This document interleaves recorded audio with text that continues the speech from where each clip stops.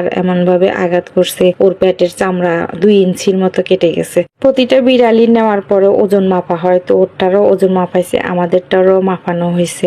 আর আমাদেরটা তো এতক্ষণ চুপচাপ ছিল, যখনই ওই বিড়ালটার শব্দ শুনছে আর ও অস্থির হয়ে গেছে উঠার জন্য, কিন্তু মানুষ অচেনা মানুষ দেখতেছে সেজন্য সাহস পাচ্ছে না। বিড়ালের কথা মনে করে বিড়ালের জন্য বারবার কষ্ট হচ্ছিল, সেজন্য বারবার ডাকনা উঠায় ওরে দেখতেছি আর আদর করতেছি। বিড়ালটার অবস্থা বেশি খারাপ ছিল, সেজন্য বিড়ালটাকে আগে ইনজেকশন দেওয়া হয়েছে, পরে আমাদেরটা দেওয়া হয়েছে। আর এটা বমি করবে সেজন্য ওরা বসে আছে। আমাদেরটাকে তো বলা হয়েছে 2টার পরে না খাওয়াইতে, সেজন্য আমরা খাওয়াই নাই। ওনারা তো হঠাৎ করে নিয়ে আসছে, জানতো না যে, তো খাওয়াই নিয়ে আসছে, সেজন্য অনেকগুলা বমি করছে সে। আস্তে আস্তে বিড়ালটাও অচেতন হয়ে যাচ্ছে, এদিকে আমাদেরটাও ঘুমায় গেছে প্রায়। দুটাকে একসাথে ইনজেকশন দেওয়া হয়েছে, যেহেতু দুইজনেরই অপারেশন। এর ভিতরে দেখতে দেখতে অনেকগুলা বিড়াল চলে আসছে, আর এক একজনের এক একটা সমস্যা। আসলে ওখানে গেলে বোঝা যায়, যেখানে যাবেন সেখানে আসলে সমস্যা। কত বিড়ালের কত সমস্যা। হসপিটাল গেলে দেখা যায় যে মানুষের কত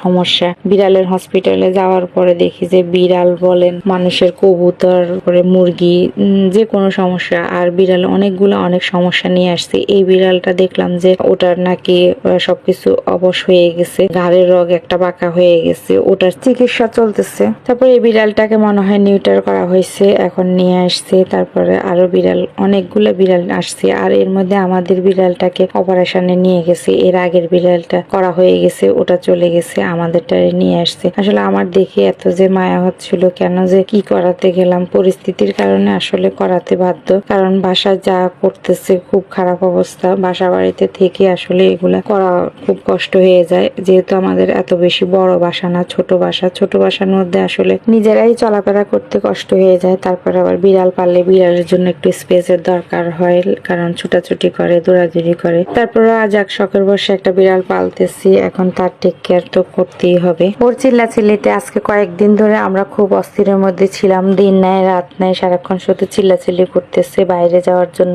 আর যেখানে সেখানে প্রস্রাব করে দেয়। অনেক অসুবিধার মধ্যে ছিলাম। আমার কাজের চাপও বেড়ে গেছে, ওরে সারাক্ষণ চোখে চোখে রাখতে হয়েছে, তারপরে পরিষ্কার করতে হয়েছে ঘর, মানে কাজের উপরে কাজ। তারপরে এই নিয়ে আমি ঠিকমতো আমার ভিডিও আপলোড দিতে পারি নাই, ঠিকমতো রান্না বান্না করতে পারি নাই, বাচ্চাদেরকে যেভাবে সেভাবে করে খাওয়াচ্ছি। আসলে সময়টা বেশিরভাগ বিড়ালের পিছনে চলে যাচ্ছিল। যারা আসলে বিড়াল পালে বাসায়, তারা বলতে পারবে কতটুকু কি করা লাগে ওদের জন্য। ওদের জন্য আসলে কোথাও যাওয়াও হয় না, যেতেও পারি না। আমার আম্মুর বাসায় গেলেও একদিন থাকতে পারি না ঠিক মতো। প্রথম অবশ্য এত কিছু ভাবি নাই, পরে যখন বিড়ালের অবস্থা দেখছি তখন মনটা খুবই খারাপ ছিল, আর খারাপ অবস্থায় বাসায় নিয়ে আসছিলাম তারে। ওর অবস্থা দেখে খুবই কষ্ট লাগতেছিল। সবাই ভালো থাকবেন। আজকের মতো ভিডিওটা পর্যন্ত। আল্লাহ হাফেজ।